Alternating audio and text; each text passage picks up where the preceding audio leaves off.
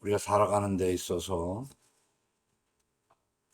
그냥 되는 대로 사는 것도 한 방법일 수는 있지만은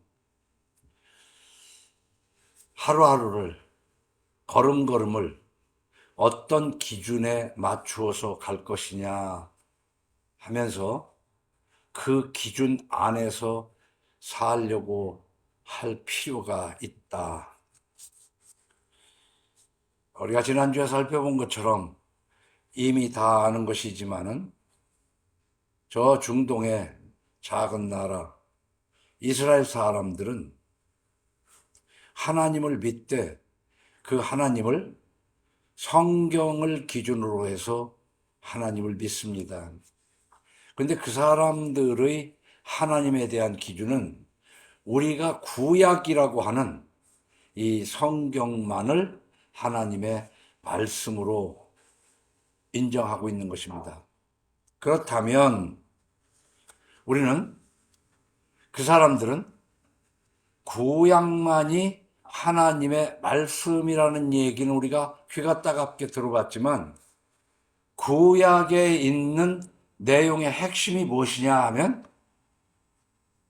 자기들을 구원할 메시아가 오실 것이라는 예언서로 보고 있는 거예요. 그런데 우리의 구세주 예수는 이미 오셨는데도 그들은 예수를 구세주로 그리스도로 인정하지 않습니다. 그러나 우리가 구약을 살펴보면 온 구약 곳곳이 하나님께서 메시아를 보내시겠다는 약속의 말씀인 것을 알 수가 있어요. 그래서 우리가 히브리인들과 우리만을 놓고 봐도 하나님을 믿긴 믿는데 의견이 달라요. 왜 의견이 다르냐? 기준이 다르기 때문에 그래요. 그들은 구약만을 성경으로 보고 우리는 오신 예수 그리스도의 말씀인 신약도 하나님의 말씀인 것으로 보기 때문에 그들과 우리는 생각 자체가 달라요. 자, 그러면 우리는 서로 다른 이견, 서로 다른 의견을 가지고 살아가는데 아무하고도 100% 의견이 같게 살아가는 사람은 없습니다. 쌍둥이가 그 모습이 비슷하다 할지라도 어딘가 모르게 다른 점이 있을 뿐만 아니라 생각은 서로 다릅니다. 사람과 사람 사이에 부부 간에도 부모 자식 간에도 의견이 100% 같을 수는 없어요. 어떤 사람은 밀가루 음식을 좋아하는데 어떤 사람은 밀가루 음식을 안 좋아할 수도 있고 어떤 사람은 노란색을 좋아하는데 어떤 사람은 파란색을 좋아하기도 합니다. 그래서 우리는 서로 의견의 다양성은 인정해야 되지만 예수 그리스도를 믿는데 그 기준은 구약 39권, 신약 27권이라는 기준을 정해놓고 그 안에서 서로가 너는 이것이 성경 밖으로 벗어났다라고 지적을 해가면서 그리고 너는 이 성경 안에 있는 이 말씀을 간과하고 사는구나 하면서 성도의 교제를 하는 것이 믿음 생활이다. 그렇게 볼 수가 있어요. 그래서 주일마다 예수 믿는 것이 무엇이냐라고 좀 줄여서 설명을 하면 성경 전체의 흐름을 한마디로 얘기하면 오직 예수. 다시 말하면 예수만이 나를 구원하는 그리스도다.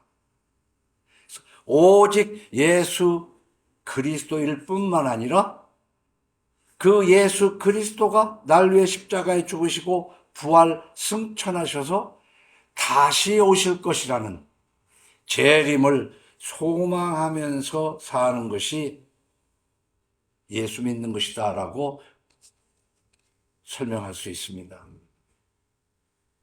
우리가 예수 믿는다고 그럴 때 한국교회에서 가장 일반적인 것은 교회 다닌다는 거예요. 거꾸로 말하면 교회를 다니면서 오직 예수 그리스도 재림을 소망하는 것이 확실치 않다면 차라리 교회를 안 다니면서 오직 예수 그리스도 재림을 소망하는 것이 훨씬 유익하다. 그러나 우리는 예수를 믿으면서 또한 삶으로 어떠한 생활의 양식이 믿는 사람으로서 나타나기도 해야 되지만 그것은 부수적인 것이다. 자, 지난주 중에는 성탄절이 있었습니다. 우리는 예수 그리스도, 오직 예수 그리스도요, 그 그리스도께서 날 위해 십자가에 죽으시고 부활 승천하셨기 때문에 이 세상 끝에 오실 것이고 하루라도 빨리 어서 오시옵소서 하는 것이 신앙이다 그 말입니다. 그런데 그러한 핵심적 내용의 신앙은 있는지 없는지 아니면 있다고 하더라도 흐려지고 그분이 귀하다고 해서 그분이 오신 날, 그분이 귀하다고 해서 그분을 낳은 어머니만 기리고 사는 것이 신앙생활이냐 그 말이에요. 그래서 우리는 흔히 비유적으로 달을 가리킬 때 달을 봐야 되는데 달은 안 보고 그 손가락만 보고 있는 경우가 많다 그 말이에요. 그것이 생일과 성모 마리아를 섬기는 지난 역사예요. 교회의 타락의 대표적인 것이었다 그 말입니다. 예수님이 오신 목적은 누가복음 5장 32절에 내가 의인을 불러온 것이 아니요 죄인을 불러 회개시키러 왔노라. 그래서 우리 예수 믿는다는 것은 예수님 성탄절, 예수님 낳은 성모 마리아를 섬기는 것이 아니라 죄인을 불러 회개시키려고 오신 예수님의 뜻대로 회개하는 것이 급선무란 말이에요. 사도행전 4장 12절에 보면 다른 이로서는 구원받을 수 없나니 그랬어요. 다른 어떤 사람으로서 구원받을 수가 없다. 천하 사람 중에 구원받을 만한 다른 이름을 우리에게 주신 일이 없음이라 했더라. 원론적인 것을 얘기를 할 때 다 아는 사실이라고 그러지만 성탄절에 함몰되고 성모 마리아를 섬기는 것에 함몰되다가 보면 구원 같은 것은 사실상 그건 형식적일 뿐이지 마음에도 없다. 그래서 많은 하나님을 믿는 사람들 중에 그건 그때 얘기고 지금 당장 그래서 목사들 중에서도 내가 보기에는 구원에 대한 소망이 없는 사람들이 덜어 있는 것이 아니라 생각보다 많다. 그러면 오늘 이 음성을 듣는 사람들 중에는 오직 예수 그리스도만이 내 죄를 구원하고 나는 어서 오시옵소서 예수 그리스도를 대망하고 사느냐 그 말이에요. 한번 오늘만은 새해를 맞이하는 송년주일이나 마찬가지예요. 그 형식적으로 12월 31일 11시 반부터 예배 드려가지고 12시에 땡 하면은 새해가 밝았습니다 하면서 그것을 의례적으로 하는 것이 꼭 나쁜 것은 아니지만 예수 재림을 소망하고 사는 나인가를 한번 깊이 생각하면서 한 해를 보내는 여러분 되기를 예수 이름으로 축원합니다. 사도행전 1장 11절에는 부활하신 주님께서 50일간 이 땅에 제자들과 함께 있다가 승천하시는 장면이 나옵니다. 그 승천하실 때 이르되 갈릴리 사람들아 어찌하여 서서 하늘을 쳐다보느냐 너희 가운데서 하늘로 올려지신 이 예수는 하늘로 가심을 본 그대로 오시리라. 다시 오실 거예요. 그런데 우리는 요한복음이 우리 성경이 태초에 하나님이 천지를 창조하시니라 해서부터 계시록이 마지막 책인데 22장 마지막 장의 끝부분에 이 성경책에 없는 것을 보태는 자에게 이 성경 속에 있는 재앙들을 주시겠다고 그랬어요. 근데 요한복음에는 예수님이 오심에 대해서 기록하고 있지를 않아요. 그런데 그 예수님의 오심에 대해서 기록하지도 않은 요한복음 마지막 장에는 이렇게 기록하고 있어요. 21장 25절에 예수께서 행하신 일이 이 이외에도 많으니, 그러니까 예수님이 하신 일들을 쭉 기록해 놓고 난 다음에 이 외에도 많다고 말해요. 그렇죠. 만일 낱낱이 기록된다면 이 세상이라도 이 기록된 책을 두기에 부족할 줄 아노라. 이 얘기는 뭐냐면 꼭 우리가 알아야 할 것만 기록해 놨다 그 말이에요. 근데 그 이외에도 이것도 적고 저것도 적고 다 적으려면 생일도 적고 뭐 그 어머니가 얼마나 훌륭한가도 적고 그러려면은 이 세상도 부족하단 말이야. 이 세상도 부족해. 그러나 한 권의 책 속에 기록한 것은 뭐냐? 이것만이 너희가 알아야 되고 이 이상 알 필요가 없다. 그래서 칼빈은 그런 말을 했어요. 성경이 가는 데까지 가고 멈추는 데서 멈추는 거예요.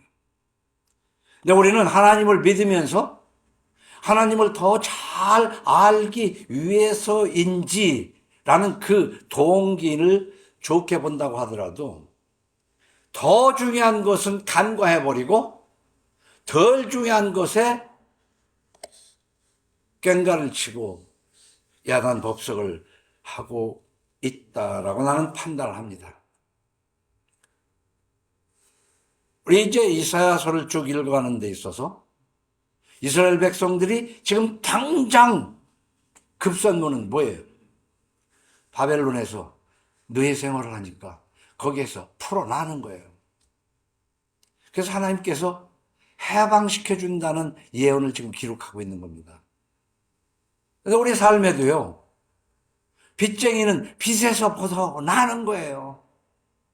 빚 없는 사람들은 얼마나 좋을지 모르겠지만은 지금 한국의 20대, 30대들은 그저 영혼까지 끌어 모아서 집을 사야 된다 해가지고 집을 사놓고 고통받는 사람들이 많습니다.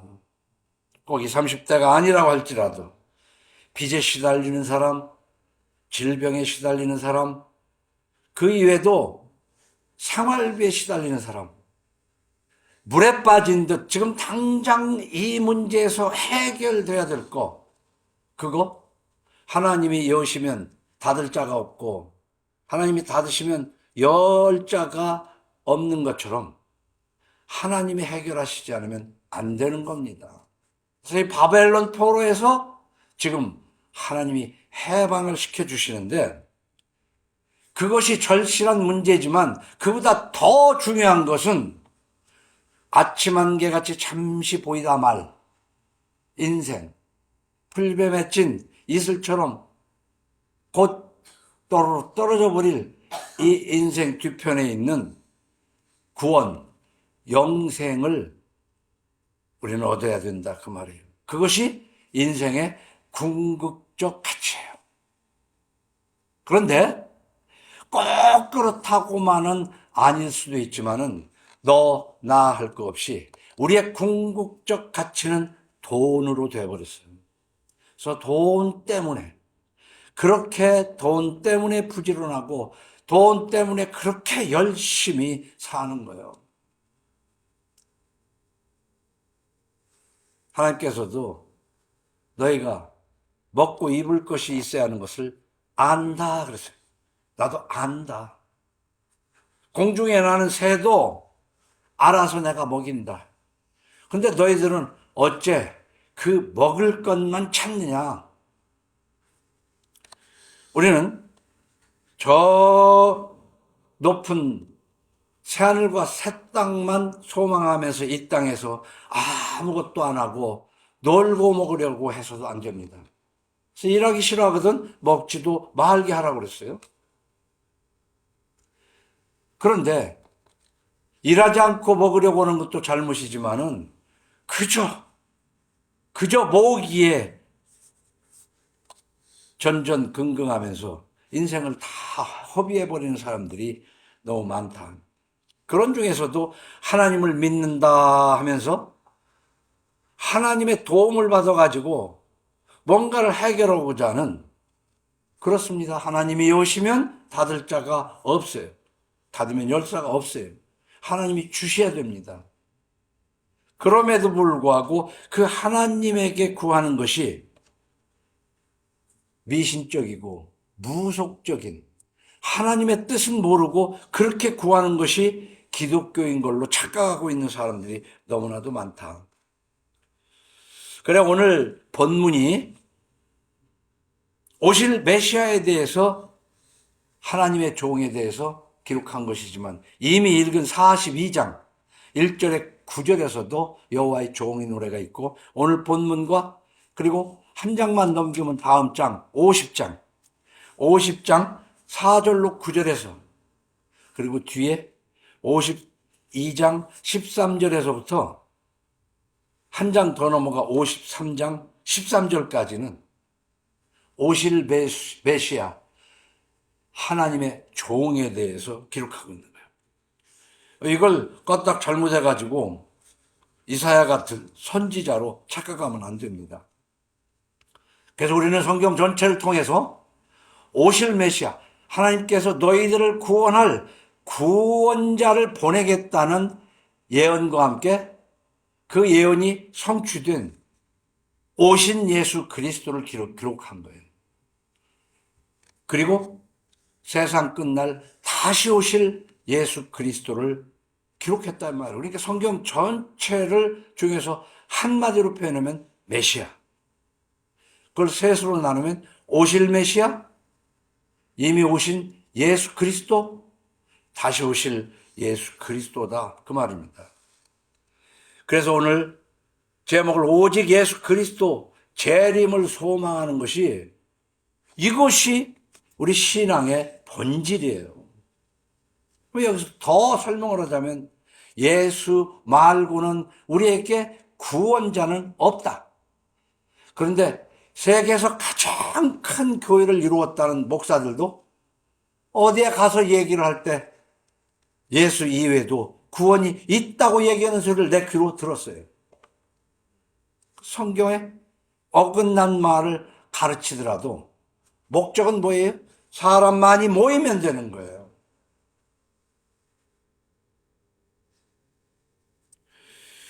나도 신학교를 가서 목적을 거기에다가 두었더라면 조금은 여유롭게 살 수 있었지 않나 하는 생각을 해봤지만, 참 그런 생각을 해보지 않은 것을 상당히 난 하나님께 감사하고 있습니다.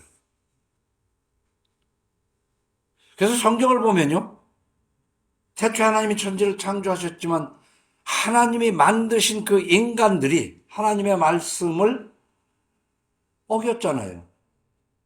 그러면 우리가 창세기 3절에 보면 7절과 15절과 22절을 보면 점진적으로 오실 메시아에 대해서 설명하고 있어요. 이에 그들의 눈이 밝아져 자기들이 벗은 줄을 알고 무화과 나무 잎을 엮어 치마로 삼았더라. 이 인간은 하나님의 말씀에서 벗어나고 나면은 양심이라는 게 있어가지고 그 양심을 가리려고 그래요. 근데 가려서는 안 됩니다. 없어지는 게 아니거든요.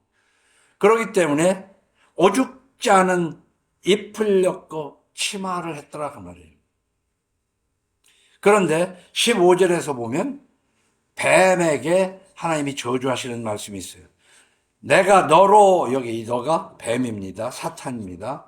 여자와 원수가 되게 하고 네 후손도 여자의 후손과 원수가 되게 하리니 여자의 후손은 네 머리를 상하게 할 것이요 너는 그의 발꿈치를 상하게 할 것이니라 하는 창세기 3장 15절 말씀이 예수 그리스도 보내실 원복음이라고 우리는 신학에서 그렇게 얘기를 해요. 그러면서 뒤에 가면 21절에 여호와 하나님이 아담과 그의 아내를 위하여 가죽옷을 지어 입혔다. 이 얘기는 너무 길게 할 건 없지만은 인간이 자기의 잘못에 대해서 뭔가 가리지 않고는 어쩔 수가 없어서 무화과 잎으로 치마를 한 그 인간들을 불쌍히 여기어서 단단히 보다 더 확실하게 부끄러움을 가릴 수 있는 가죽옷을 지어 입히셨다는 것이죠.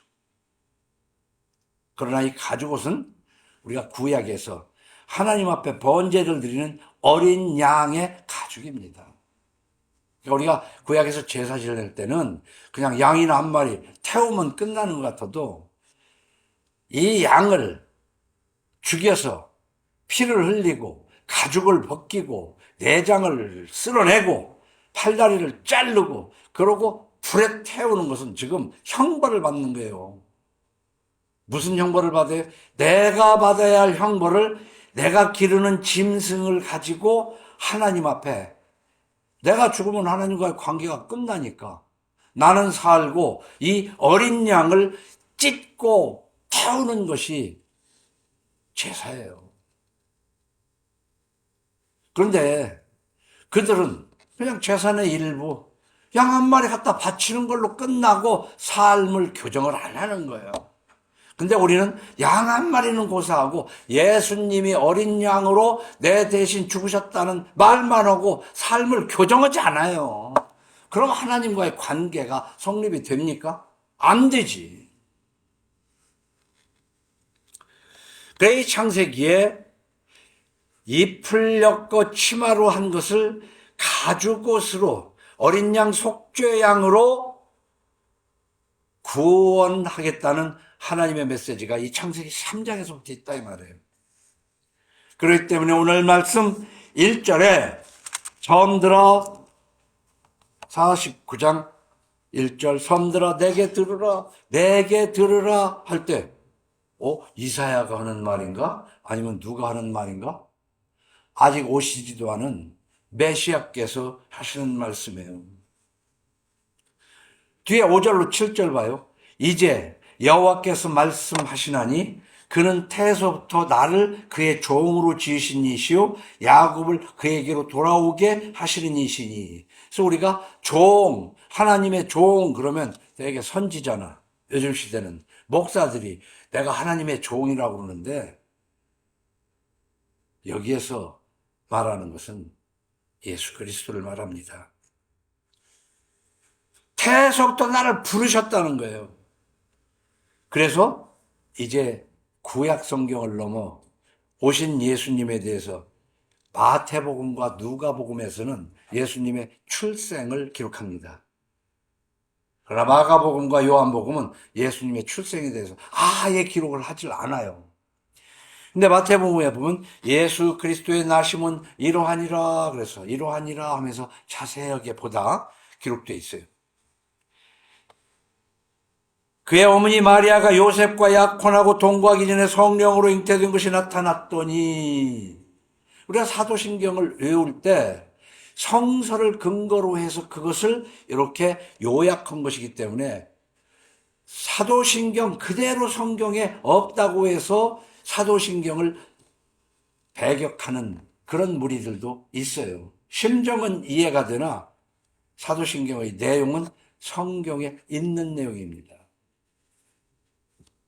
그의 남편 요셉은 의로운 사람이라 그를 드러내지 아니하고 가만히 끊고자 하여 그랬어요. 여기에서 보면은 요셉은 자기와 약혼한 여자가 임신을 했다고 그러니 머리끄댕이를 잡아야 할 거 아니겠어요. 파혼을 해야 될 거 아니야.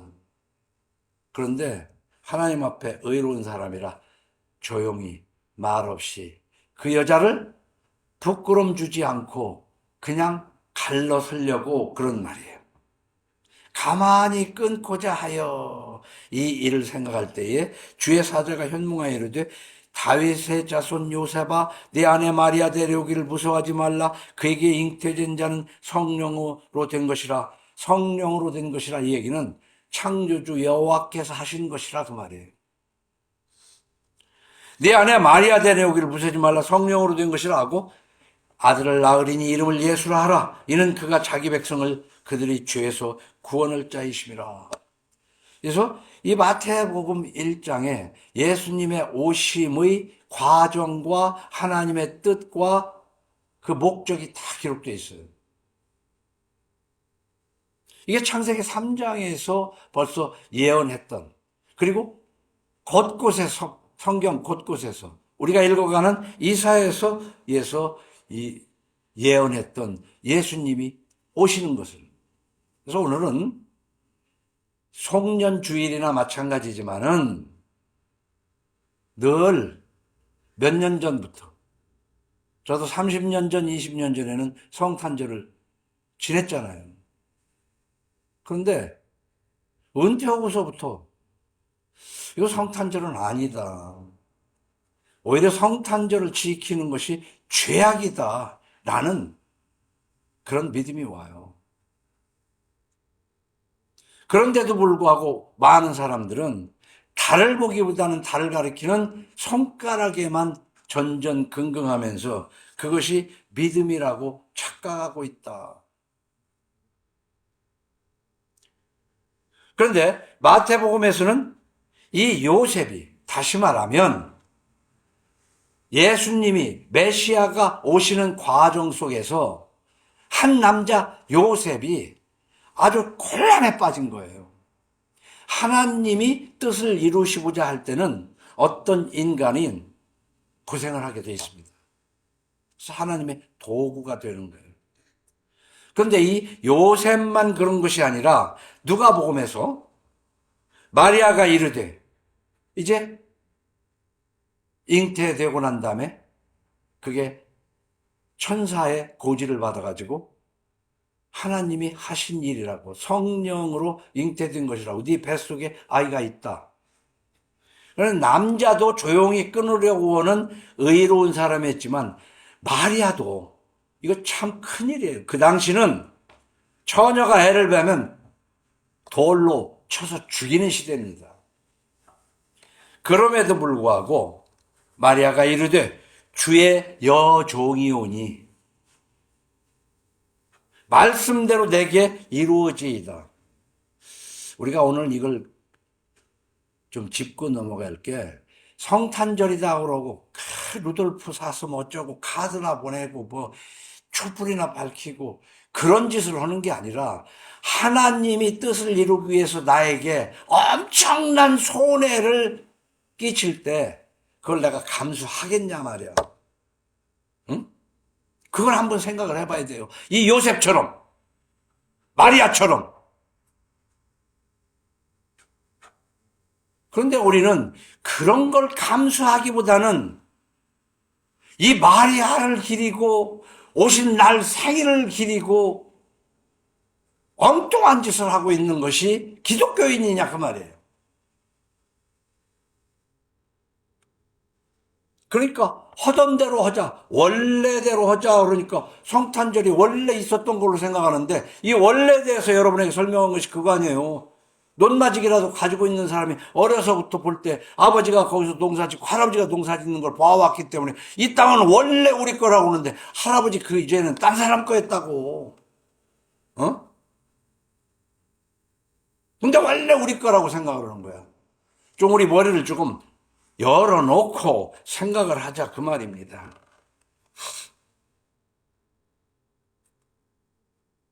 메시아가 오신 뜻이 뭐예요? 메시아가 오셔가지고 성탄절 즐겁게 하라고? 그냥 너나 할 거 없이 모든 사람들이 다 크리스마스라고 막 추리해놓고, 우리 유튜브도 보면 막 다 그 교회도 나가지 않는 사람들도 다 메리 크리스마스, 메리 크리스마스.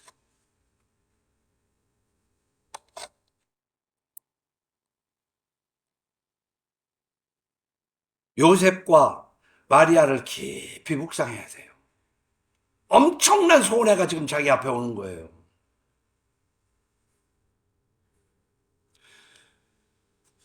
요한복음 5장 39절에 너희가 성경에서 영생을 얻는 줄 생각하고 성경을 연구하거니와 이 성경이 곧 내게 대하여 증언하는 것이니라. 예수님이 말씀하신 여기에서의 성경이라는 게 지금 우리가 말하는 구약 성경을 얘기하는 거예요. 신약 성경을 얘기하는 게 아니고. 근데 거기에서 기록한 내용들이 다 나를 설명하는 것이다라고 예수님이 하셨어요. 그러나 너희가 영생을 얻기 위하여 내게 오기를 원하지 아니하는도다. 이게 바로 뭐예요? 예수님의 오신 목적을 깨달아서 예수님 뜻대로 회개하고 하나님의 뜻에 따라 성화하는 삶을 사는 것이 아니라 그 오신 날은 하나님이 알려주지도 않았는데 지들끼리 정해놓는데 그것도 왜 정했어요? 태양신을 섬기다 보니까 가장 사람들이 많이는 축제의 날, 동지 무렵 태양신을 기념하는 그 날로 정해놓은 거야. 그거 좋은 건데 왜 그렇지? 우리가 볼 때 새벽같이 기도하는 것이 좋은 것 같지만 그거 원래 새벽 기도가 있던 것이 아니라 길선주 목사가 우리 어른들, 나 어려서부터도 그렇게 한다는 것을 많이 봤어요. 우리 어머니, 아버지는 그런 짓을 안 했지만 웬만한 집은 어머니들이 새벽같이 일어나서 장독대 가서 물 떠놓고 손바닥 비빕니다. 그런 것을 우리 교회에 와서 하자. 새벽 기도가 그렇게 출발한 거야. 그런데 많은 사람들은 예수께서 새벽 미명에 기도하러 가셨다 이거야. 그러니까 새벽 기도가 거기서 그래 예수님이 그렇게 하셨는데 다른 거는 그렇게 안 하거든요. 예수님은 두부릇도 없었고 머리 둘 것도 없었어요. 무시당하고 멸시당했어요. 그런데 예수님은 나귀를 타고 다니셨어요. 그런데 목사들은 말은 그렇게 하지만 거꾸로 이 앞뒤가 안 맞는 모순적인 설교를 하고 모순적인 삶을 살지 않느냐 그 말이에요. 성경은 구약은 오실 예수를, 신약은 오신 예수와 함께 다시 오실 예수 그리스도를 기록하고 있는 거예요. 그러면서 사도행전 17장 11절에 보면 베레아에 있는 사람들은 데살로니가에 있는 사람들보다 더 너그러워서, 이거 여러 번 설명했잖아요. 신사적이어서 간절한 마음으로 말씀을 받고, 이 말씀을 받는데 받을 마음이 없는 성경 맨날 들어봐야 소용없는 거예요. 우선 공부도 마찬가지 아닙니까? 공부를 누가 잘합니까? 그냥 하기 싫은 공부를 비싼 학원 끊어서 보내가지고 거기 가서 앉아있으면 됩니까? 그런 학원에 안 가도 공부하고 싶어. 알고 싶어. 이게 뭐야 도대체. 나 이거 왜 모르지? 이 문제가 못 풀겠지? 이거 풀고 싶어. 말을 물가에까지 끌고는 갈 수 있어도 먹이지 못해요. 근데 공부도 해보면 할 수 없이 해야 되는 거, 형식적으로 해야 되는 거, 그거 해봐야 뭐요? 근데 알고 싶어. 이게 그러한가? 그래서 이 베레아 사람들은요, 간절한 마음으로 말씀을 받고 이것이 그러한가 하여 날마다 성경을 상고함으로 그 중에 믿는 사람이 많고 그 중에 다 그렇다고 해서 다 믿어지는 것도 아니야. 왜? 성령의 역사가 있었기 때문에. 그 중에 믿는 사람이 많고 또 헬라의 귀부인과 남자가 적지 아니하나라고 기록했어요. 그래서 성경 읽는 것에 성경은 지난주에 했죠. 쭉 연결해서 적어져 있는 거야. 근데 장을 구분하고 절을 구분하고 이런 거 하기 전에 동그라미로 7세기경에 마소라 학파에서 이렇게 동그라미로 이렇게 떼어놨다가 그 뒤에 중세에 장을 구분하고 그 뒤에 가서 종교개혁 전후에 절도 구분했어요. 그러다 보니까 앞뒤 연결을 잘라진 것도 있기 때문에 성경은 한 절만 읽어가지고는 절대 안 됩니다. 앞뒤를, 문맥을, 전체적인 것을 참고해서 이 연결이 안 되네? 아니, 넘어갔는데도 연결이 되네? 이게 바로 이것이 그러한가? 이 말씀은 왜 이렇지? 저쪽에서는 저렇게 얘기했는데? 하면서 그 짝을 맞춰보려고 간절한 마음으로 성경을 읽을 때 성경을 아는 것이지, 일주일에 한 번 예배 드린다고 앉아가지고 졸다가 옆에 사람하고 얘기하다가 카톡 받아보다가 해가면서 그거 들은 거 처음부터 끝까지 그거 뭔 내용인지도 모르고 그거 백날 해봐야 소용없어요. 그런데 이 성경은 바로 메시아에 대해서 기록된 것인데, 그럼 그 메시아가 오셨어요. 오셨는데 2절에 보면요, 내 입을 날카로운 칼같이 만드시고 메시아의 입을 부드러운 사랑을 속삭이는 말씀으로 만들지 않았다는 거야. 그냥 칼 같은 입을. 그러니까 말씀을 싫어하는 거죠. 말씀이 그렇게 달콤합니까? 그 시편 기자는 그래요. 여호와의 말씀은 송이 꿀보다 더 달도다. 이 얘기는 뭐냐면 간절한 마음으로 깨달아서 알아듣고 나면 그게 바로 음식을 거친 거지만 처음에는 맛이 없는데도 오래오래 씹다 보면 단맛이 나는 것처럼, 깨달아진 사람에게는 송이꿀이지만 깨달지 못한 사람에게는 그것이 날카로운 칼이란 말이에요. 여러분, 십계명을 얼마나 읽습니까? 간단한 얘기로 도둑질하지 말라는 말씀이 있을 때 지금 맨 도둑질하고 회계장부를 속이는 사람한테 십계명에서 도둑질하는 자는 도둑질하지 말고 구제할 것이 있기 위하여 자기 손으로 일하라 그러면은 도둑질하지 말라면 마음에 찔리잖아. 그러니까 그런 설교하는 데보다는 사랑을 얘기하라, 듣기 좋은 얘기하라, 듣기 좋은 얘기. 그래서 쇼핑하러 다니는 거야, 교회도. 그럼 목사도 알아. 쇼핑하러 오는 줄 알기 때문에, 뭘 사러 왔는지 알기 때문에 사고 싶은 것을 준비해 놓고 파는 거야. 내 입을 날카로운 칼같이 만들었다는 겁니다. 그래서 히브리서 4장 12절은 이렇게 기록하고 있어요. 하나님의 말씀은 살아있고 활력이 있어 움직여요. 그 속을 후벼 파요. 어떻게? 좌우에 날선 어떤 검보다 예리하여 혼과 영과 및 관절과 골수를 찔러 쪼개기까지 하며 또 마음의 생각과 뜻을 판단하나니.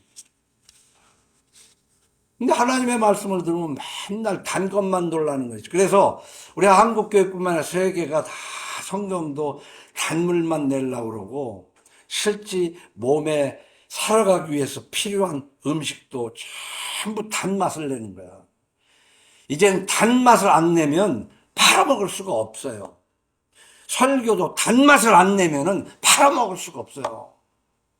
진짜로 중요한 것을 우리는 음식으로도 진짜 중요한 것보다는 단 거를 너무 많이 먹고, 성경도 단 걸 너무 많이 먹고 있다고. 하나님은 사랑이시라. 하나님은 사랑이시라. 기쁘다 구주 오셨네. 기쁘기는 지금 내 죄를 생각하면서 내 죄 때문에 죽으실 예수를 생각하면 숙연해질 그것이 정상이지. 기쁘긴 뭘 기뻐.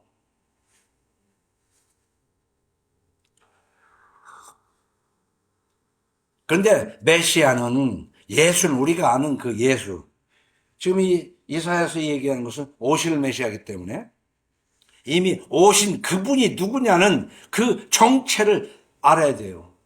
3절에 내게 이르시되 너는 나의 종이요 내 영광을 네 속에 나타낼 이스라엘이라 하셨느니라. 이거 하나님이, 요한복음은 말씀이 육신이 되어 오셨다고 그랬어. 근데 그 육신으로 오신 예수 그리스도는 하나님의 영광이란 말이에요.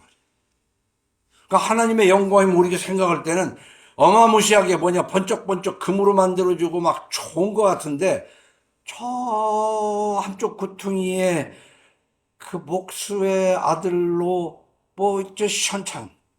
그리고 이사야서 계속해서 뭐 얘기하면 예수님 그렇게 잘생긴 사람이 아니에요. 볼품이 없다고 그랬어. 그런데 사람들이 그냥 예수를 아주 미남으로 그려놓고 집에다가 그걸 걸어놓고 예수님을 오해하고 있다고. 자, 요한복음 14장 10절에 보면 내가 아버지 안에 거하고 아버지는 내 안에 계신 것을 네가 믿지 아니하느냐? 내가 너희에게 이르는 말은 스스로 하는 것이 아니라 아버지께서 내 안에 계셔서 그의 일을 하는 것이라. 내가 아버지 안에 거하고 아버지께서 내 안에 계심을 믿으라. 그렇지 못하겠거든 행하는 그 일로 말미암아 나를 믿으리라. 우리가 성탄절에 뻑적지근하게 뭔지 하지 말고 예수님이 하나님이고, 우리는 그러면 어떻게 해야 되냐? 예수님에게 포도나무로 비유를 했어요. 가지가 붙어 있지 않으면 그 열매를 맺을 수가 없어. 우리는 하나님에게 붙어야 돼요. 하나님과 예수 그리스도는 하나라고 그랬어요. 그럼 우리가 하나님 안에 들어가는 것은 어떤 방법이고, 포도나무처럼 접붙임을 받으려면 어떻게 해야 되냐 이거야. 그 쉽게 얘기하면은 말씀을 날마다 상고하면서 말씀을 따라 살아가는 것이 붙어 있는 거예요. 근데 말씀도 아닌 곁가지를 붙들고 살면서 그것이 예수 믿는다고 착각하지 말자는 얘기란 말이에요.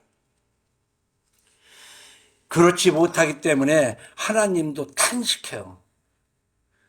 노아 때 홍수를 보내기 전에 하나님이 탄식하셨다고 그랬어요. 근데 오늘 4절에 보면 그러나 나는 말하기를 내가 헛되이 수고하였으며 무익하게 공연히 내 힘을 다했다 했도다. 예수님이 이 땅에 오셔가지고 하나님의 백성들을 삼기 위해서 믿는 자들을 만들려고 했는데 도무지 헛수고한 것 같다고 탄식을 하는 것이 이 4절입니다. 예수님의 탄식이에요. 내가 또 너를 이방의 빛으로 삼아 나의 구원을 베풀어서 땅 끝까지 이르게 하리라.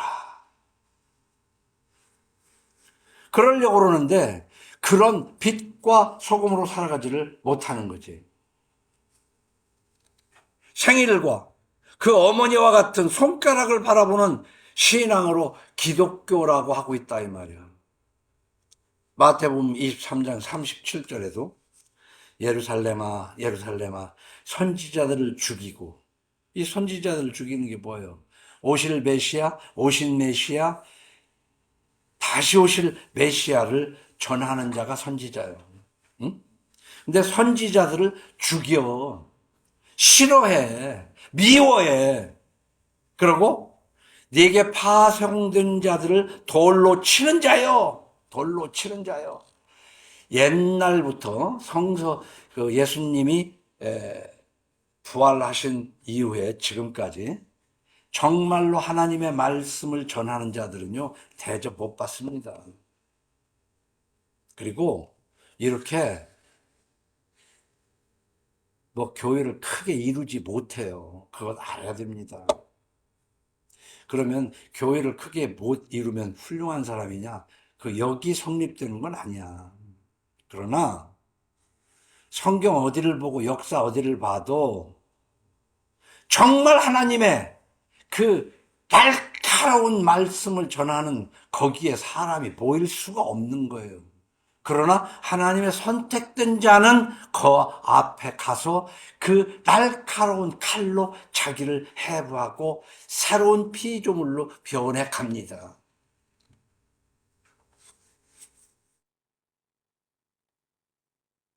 네게 파송된 자들을 돌로 치는 자여, 암탉이 그 새끼를 날개 아래 모음같이 내가 네 자녀를 모으려 한 일이 몇 번이더냐. 그러나 너희가 원하지 아니하였도다. 그 예수님이 하시는 말씀이에요. 요한복음 10장 30절에는 나와 아버지는 하나이니라. 유대인들이 다시 돌을 들어 치려하거늘. 그러니까 나와 아버지는 하나다 하니까 신성모독으로, 왜? 하나님을 믿는 유대인들이 볼 때는 이 신성모독 괘씸한 놈이거든. 예수께서 대답하시되 내가 아버지로 말미암아 여러 가지 선한 일로 너희에게 보였거늘 그 중에 어떤 일로 나를 돌로 치려 하느냐. 유대인들이 대답하되 선한 일로 말미암아 우리가 너를 돌로 치려는 것이 아니라 신성모독으로 인함이니 네가 사람이 되어 자칭 하나님이라 함이로다. 그러니까 유대인들은 구약 성경에서 오실 메시아를 옆에 두고도 돌로 쳤다고요. 감히 신성모독이라고. 그러나 뒤에 이제 오늘 읽은 7절까지 읽었는데 5절에서 7절까지는 하나님의 종으로 오신 메시아 예수 그리스도를 얘기하는 겁니다. 예수 그리스도를 이방의 빛으로 삼아서, 이 얘기는 예루살렘, 즉 이스라엘, 유대인만 하나님이 구하실 것이 아니라 세상 모든 사람들 중에서도 빛으로 삼아 나의 구원을 베풀어서 땅끝까지 이르게 하리라. 그러니까 하나님은 예수 재림, 예수님이 다시 오시기 전까지는 이 복음이 안 들어간 곳이 없게 모든 사람의 귀에 예수 그리스도를 전하게 하신다, 그 말입니다. 그래서 바울은 로마서 1장 16절에 내가 복음을 부끄러워하지 아니하노니, 벌써 보세요. 내가 복음을 부끄러워하지 아니한다는 것은 복음을 전하려면 사실 일반적으로는 부끄러움을 당해요. 그러니까 바울은 난 부끄러워하지 않을 거다. 우리가 복음을 부끄러워하지 아니하, 자랑스러운 것이면 누구는 못해요? 자랑스럽게 인정해 주지를 않습니다. 하나님의 말씀을 칼 같은 말을 하면은, 좌우로 날선 검을 얘기를 하면 회개하라는 거 소용없어요. 그냥 하나님은 널 사랑하신다. 하나님한테 너 복 줄 거다. 잘 될 거야, 잘 될 거야. 오냐. 이것만 원하는 거야. 그래서 빨갱이들은, 무신론자들이 볼 때는 이 기독교는 아편 종교라고 그랬다고. 아편 종교. 교회 가서 아편 맞으러 가는 거야. 세상에서 지치고 고난 사람들 교회 가서 위로받으라고. 근데 우리는 그렇게 알잖아요. 세상에서 시달리는데 교회 가서라도 위로를 받아야지. 교회까지 와서 매 맞고 가면 어떻게 살아요? 매 맞고 정신을 차려야지. 매 맞고 정신을 차려야 진짜 사는 것이지, 맨날 진통제나 맞고 가고 진통제나 맞고 가고 그게 치료가 됩니까? 내가 복음을 부끄러워하지 아니하노니 이 복음은 모든 믿는 자에게 구원을 주시는 하나님의 능력이 됨이라. 먼저는 유대인에게요 그리고 헬라인에게도 세상 끝까지 간다, 그 말입니다. 그런데 그래서 우리는 너희가 믿을 때 성령을 받았느냐라는 질문에 따라 우리는 성령을 구해야 되는 거예요. 왜? 나 머리로는 성경 들을 만큼 들었는데 왜 안 믿어지고 그쪽에 사람이 되지 않는가에 한탄을 하면서, 오직 성령이 너희에게 임하시면 너희가 권능을 받고 예루살렘과 온 유대와 사마리아와 땅끝까지 이르러 내 증인이 되리라 하시니라. 이 말씀을 마치시고 그들이 보는데 올려져 가시니 구름이 그를 가리어 보이지 않게 하더라. 예수님께서도 승천하실 때 하신 말씀이 내가 보낼 성령을 받아라. 그러니까 누가복음 11장에서 구하라, 찾으라, 두드리라, 이게 성령을 구하라고 그러는 것인데 한국교회에서는 뭐냐? 사업에 사용하래요. 긍정적 사고, 적극적 사고로 하나님 앞에 구하고, 그러니까 새벽 기도 나오고 철야 기도 나와. 모여 해가지고 손가락만 가르치는 거야. 손가락만. 진짜 하나님의 말씀대로 사는 것은 아니고 그래서 비즈니스다. 이사야서 53장에 우리가 전한 것을 누가 믿었느냐, 여호와의 팔이 누구에게 나타났느냐, 이 얘기는 좀 만호법이에요. 믿는 사람이 없다는 거지. 그는 주 앞에서 자라나기를 영원한 순 같고 마른 땅에서 나온 뿌리 같아서 고운 모양도 없고 풍채도 없은즉, 이 예수님을 53장 2절에서 설명을 그렇게 하잖아요. 고운 모양도 없고 풍채도 없고. 우리가 보기에 그렇게 멋진 게 아니야. 겟세네마네 언덕 그 돌에다가 이렇게 하고 기도하는 그 예수 그린 걸 보면 참 잘생겼잖아. 어? 그런 사람한테 시집가고 싶잖아. 예수님 생각보다 그렇게 안 생겼다니까. 고문 받아가지고 눈탱이가 부어서 눈도 잘 못 뜨는 사람 같이 아주 그런 어떤 모습이 아니었나도 생각해 봅니다.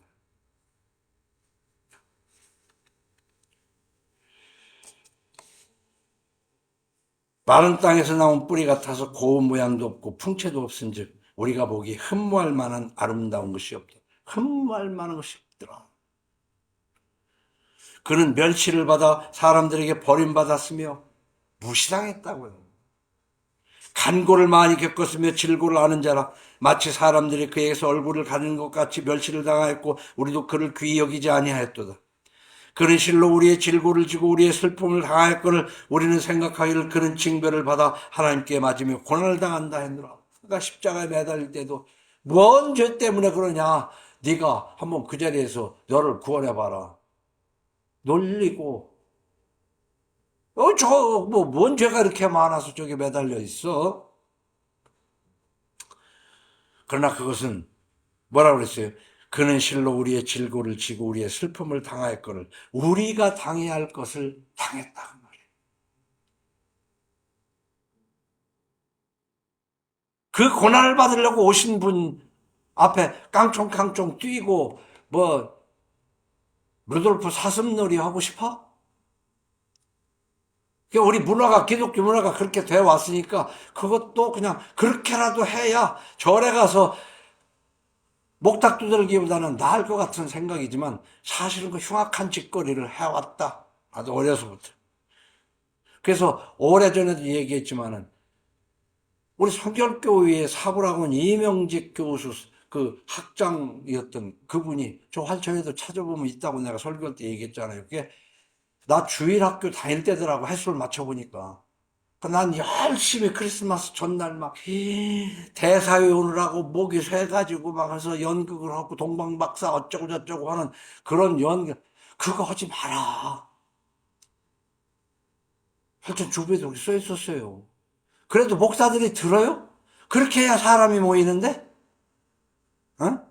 그리고 그렇게 하고 사람이 모이고 그때 특별 헌금, 성탄 헌금 우리도 아이고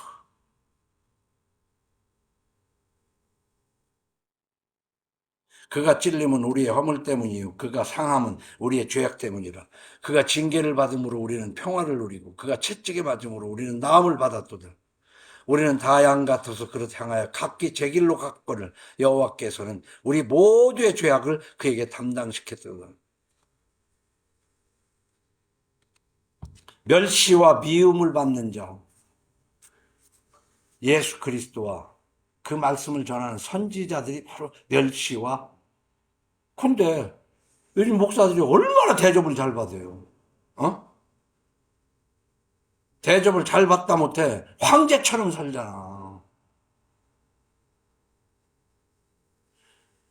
살짝 오래전부터 그런 사람들이 늘어났지만 나도 뭐 4, 5년 전부터 이건 더 이상 하나님을 잘 믿기 위해서는 교회를 나가지 말아야 되겠다는 결단을 내린 거 아니에요. 내가 너무 늦었다면 늦었어. 그런데 요즘에는 여기저기서 많이 주장해요. 하나님 믿으려면 교회를 나와라. 그때 9.11 테러 그 사건이 있을 때 그 무너지는 그것을 가지고 미국이었던 목사가 run, run, run 이라는 설교를 했잖아요. 그 무너지고 있다. 빨리 뛰어, 뛰어, 뛰어. 어디서? 교회가 무너지고 있다. 같이 죽어. 근데 성경은 뭐라고 했냐면 바다와 육지를 다니면서 한 교인을 얻으면은 배나 지옥 자식이 되게 한다. 참 어째으면 좋을지 참 울고 싶은 심정입니다. 이때부터 예수께서 비로소 전파에 이르시되 회개하라. 천국이 가까웠느니라. 회개하라. 예수님이 날 위해 십자가에 죽으신 것을 회개하는 것이 정말로 나한테 있었는가? 내 인생에 정말 내 인생을 바꿔놓을 만한 그런 시점이 있었는가? 그래도 그 뒤에 말씀대로 살으려고는 했지만 인간의 연약성 때문에 어쩔 수 없는 부분들, 그런 것들을 날마다 참회하면서 살아가야 되는 거예요. 그래서 디도서 2장 14절에 그가 우리를 대신하여 자신을 주심은 모든 불보에서 우리를 속량하시고 우리를 깨끗하게 하사 선한 일을 열심히 하는 자기 백성이 되게 하려 하심이라. 이 두 가지가 있다고 했지 않습니까? 예수 믿으면 용서받는 것이 아니라 용서받는 것은 반쪽이고 성화하는 것이 반쪽이에요. 뿐만 아니라 그러한 자는 너는 이것을 말하고 권면하며 모든 권위로 책망하여 누구에게서든지 업신여김을 받지 말라. 당당하게. 그래서 내가 그런 말씀을 전하고자 하는데 그 집에 갔더니 나를 대접을 안 한다? 그때는 어떻게 하라고 예수님이 제자들에게 가르쳤어요? 그냥 신발에 먼지 털고 돌아서서 나와버려. 이 하나님의 말씀은요, 사정하면서 주는 게 아니에요. 선포하는 거야. 그리고 그 말씀에 무릎을 꿇고 내가 죄인이로소이다 하는 자에게 말씀을 더 주는 것이지, 그거 따지고 달라들고 싫어하는 사람한테는 그냥 떠나라는 거야.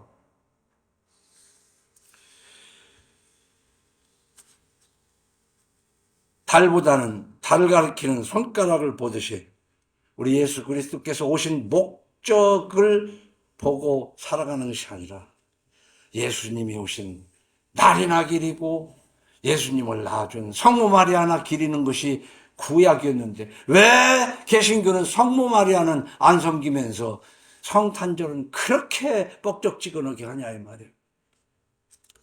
오직 예수 그리스도를 믿고 성화하며 재림을 소망하는 여러분들을 예수 이름으로 축원합니다.